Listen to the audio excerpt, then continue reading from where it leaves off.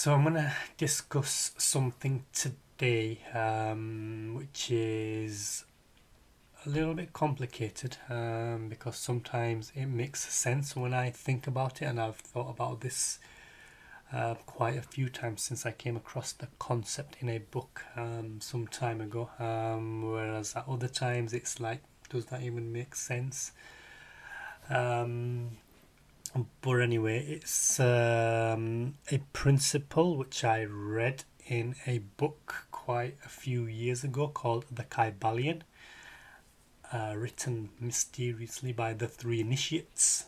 That's the only information given about the authors, nothing more. And it's a book talking about the seven Hermetic principles. And the first one is the all is mind and the universe is mental. And by the all, they mean the grand architect of the universe, the creator of everything, God, essentially, whichever word you want to use. But for me, it's God that they're talking about. And what they're essentially saying is that everything in existence, every planet, every human, every living thing, every galaxy, literally everything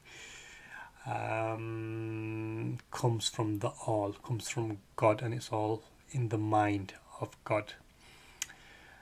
And it's quite an interesting book, quite an interesting topic. It goes into quite a few more details than that, but the element that I'm going to explore is a little test, or a little experiment that I'm going to do with you right now. And the experiment is basically for you to think of a person in your mind.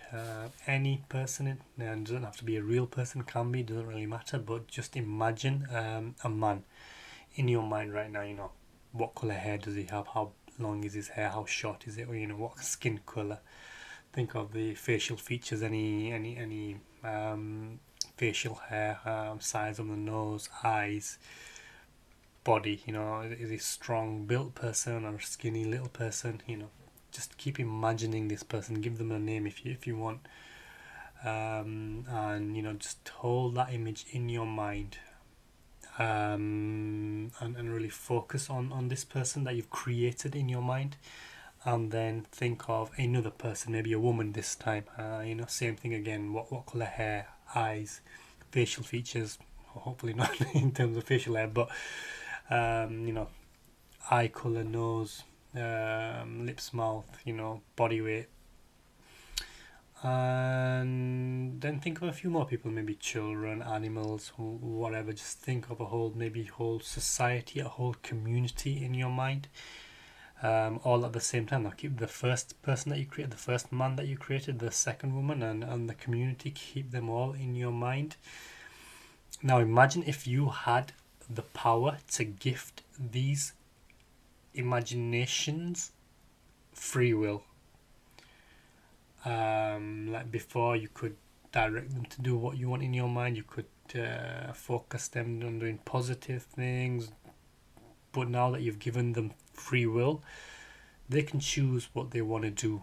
And maybe once they've chosen what they do nice things and it's positive and happy. But then something flicks inside the mind of the man, and he starts to terrorize all the other imaginative people in your mind. He starts to oppress them, attack them, tries to kill them, and the community that you've built in your mind, he sets it alight, sets it on fire. So the question here is, because they're all in your mind now, this man who's now developed his own free will, by destroying his environment, by destroying the other components and the other imaginations in your mind, is he also destroying himself, because he is a part of the same mind? Now you might be thinking, what the hell is this guy on about?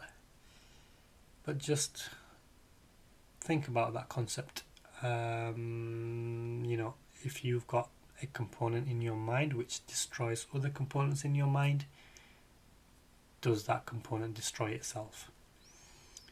The point being, if we take the Hermetic principle that the all is mind, the universe is mental, that the whole existence is the mind of God. Obviously, God gifted us free will. We obviously don't have that power. So to use the example that I just gave, or the experiment, if we have been given free will and then we choose to use that free will in a way that's destructive for the world, whether we deceive people, we lie, we do bad things, we attack people, we kill people, whatnot, all the bad stuff that's happening, because we're all in the mind of God, are we really doing bad things to other people, or are we destroying ourselves as a result of our actions? And same in business. Like obviously in business, people have this attitude that it's a dog eat dog world. Do what you got to do to get what you need to get. Screw the people over if you have to. But ultimately, if we're all in the same mind, who are we really screwing over? But ourselves. And the same principle applies the other way. And if you do good for the world, for your families, for your communities, for your charity societies, for whoever you come across, you're assisting the overall mind, the same mind. So although it's good that you're sending out there, it's going to come back to you because you're all part of the same mind.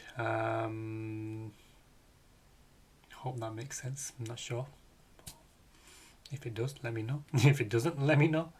Maybe I can articulate it better another time. But that's all for today.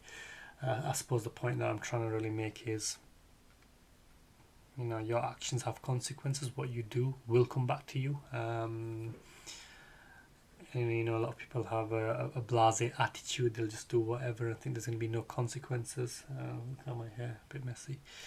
They think there's going to be no consequences.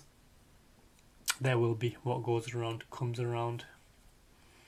What you put out in the world will come back to you. So even if you've deceptively deceived someone or done something wrong, thinking that you've got some kind of advantage out of it for the time being, it's going to come back to you and bite you in the ass. So the message really today is just do good, because ultimately what you put out there is going to come back and affect you in a positive way.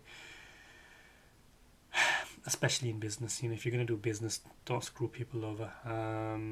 Don't deceive people just to make a quick buck. Really do things to make a real impact on the world. Help people with the sole intention of trying to help them. Make the world a better place, because it's ultimately going to come back and affect you, whether in this world or the next. It's all the mind of God. Take care now. Bye bye.